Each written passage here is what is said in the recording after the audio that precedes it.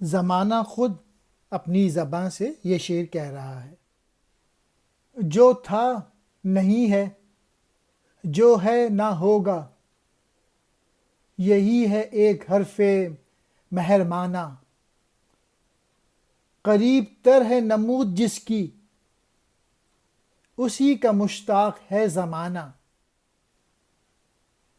میری سرائی سے قطرہ قطرہ نئے حوادث ٹپک رہے ہیں۔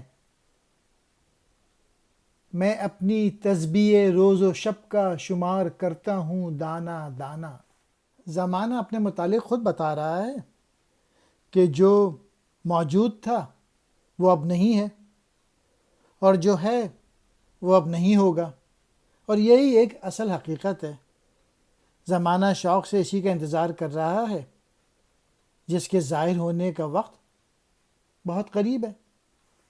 اور پھر زمانہ مزید کہتا ہے کہ میں تو ایک ٹریجر کی طرح ہوں، میرے پاس تو ایک خزانہ ہے، میں خزانے کے معنی دوں، جس میں ہزاروں کہانیاں، واقعات، بھید چھپے ہوئے ہیں جو کہ ایک ایک کر کے برآمد ہو رہے ہیں، اور میں ان کو اپنے ذہن میں محفوظ رکھتا ہوں۔